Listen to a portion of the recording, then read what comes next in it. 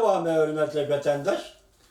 Ondan başka Saudi iktisattan tartib ilmi tadqiqotgacha Cumhur Amerika o'rtasida strategik o'zaro gumon qilishning darajasi borgan-sari cho'nqurlashmoqda. İki devlet karşı taraf alimlerining ilmiy ishlar ziyaratidan gumonlanishga boshladi. Ular jasuslik faoliyatlari bilan shug'ullanadi deb gumonlandi. Sodi maxfiyatligini o'g'irlaydi, hatto siyosatga aralashadi deb gumonlandi. Amerika Qo'shma Shtatlari Federal tekshirish idorasi jasuslikqa qarshi harakat qo'zg'adi navbatda. Cumhur axborot bexatarlik organlari bilan munosabati bor olimlarning Amerikaga kirishini chekladi. Uchinchi eng muhimi, Amerika Cumhur o'rtasida kim birinchi bo'ladi? O'rin, raqobat, qarshilashish, so'rkilish hozir ro'shan holda o'riladi. Bu yerda Amerika birinchi bo'lamdi, Cumhur birinchi bo'lamdi degan gapda Amerika qo'ygan emas, Xitoy o'zi qo'ygan gap. Hozir bu ro'shan holda bu qarshilashish o'rlashga boshladi. Cumhur hükümeti diplomatiya sistemleri, birlik sistemleri, devlet bexatarligi sistemleri, mingkishlik planlarni o'ttirib elib chiqib, devlet sirtida yuqori fan texnika, tibbiy ishlar, harbiy ishlar, sahasi qatorli sohalarda natija yaratgan professor olimlarni qo'lga keltirib, davlatga xizmat qilish uchun o'zini turishliq davlatlarda fan texnika muvaffaqiyatlarini, maxfiyatligini, sodi iqtisod maxfiyatligi va harbiy ishlar maxfiyatligini aşılar orqali qo'lga keltirmoqchi bo'ldi.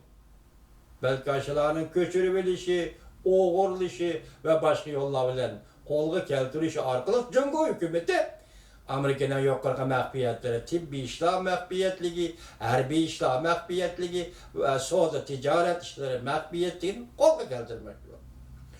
Ular o'g'irlash, ko'chirish vositalari orqali Amerika va Yevropaning ilg'or texnikalarini qo'lga keltirib, Cumhurning ishlatishiga topshirdi. Mana jasuslik degan mana bunday qo'l. Maqsad intayin aniq edi.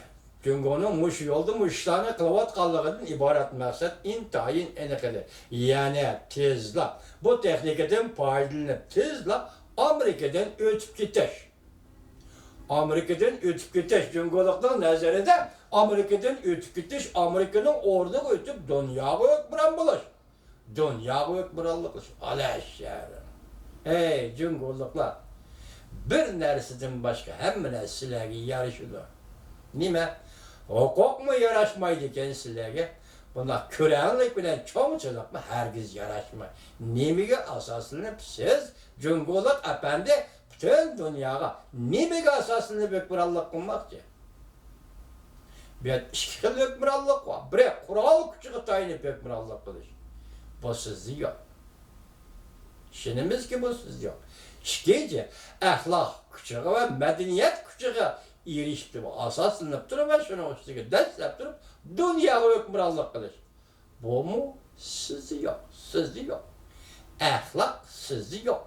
Meni kechiring Cumhurlik apandi, axloq bo'lsa sizda bugungi kunda mustamlik Uyg'uristonda 3 million Uyg'urni nazarband qilmaysiz. Nazarband qilmaysiz Cumhurlik apandi. Şuna siz dunyoga hukmronlik qila olmaysiz. Shunga Amerikaning dunyoga yetakchilik qilish roliga xiris paydo qilmang Cumhurlik apandi. Bu ishlar Amerika Qo'shma Shtatlariga nisbatan aytganda agar Cumhurning jasuslik faoliyatlariga sal qarab harakat qo'llanmaydigan bo'lsa, Amerikaning uzun yillardan beriki raqobat ustunligi, ya'ni dunyoviy raqobat ustunligi oxirlashadi. Tugashgan bo'ladi. Sen dal vaqtida jasuslarga zarb berishing kerak demoqchi bo'lyapti doktor. Neticede Amerika umumiy doirlik bütün sebepler bo'yicha javob qaytarishga boshladi. Hem de şu Amerika hem de umumiyüzlük. Bütün sepler bu yüzden cevap kaytırışkı başladı. Amerika Koşmuş Ştatları Federal Tekşiriş İdaresi'nin başlığı Christopher Viray, ötken yıl 7. ayda bir katemlik devlet bir hatarlığı muhakeme yığınında agahlandırış verip mındak degeni de. Biz şu vaqt sizlerge anlatkan şu leksiya isimlerde boluş gerek, hürmetli vatandaş, mındak degeni. Çünkü Amerika'ya bütün sep bu iş tehdit edip geldi. Biz bütün sep bu işe cevap kaytırışımız gerek. Christopher Viray mındak görsetti. Çünkü Amerika'ya kenkölemlik en zor tehdit peyda kıldı. Amerika'nın 50 ştatı Cumhur'un casusluk faaliyetleri canlanıp gitti. Ötken yıl 7. ayda söylediğim bugün bir yerde de aktör nakil kılıp attı.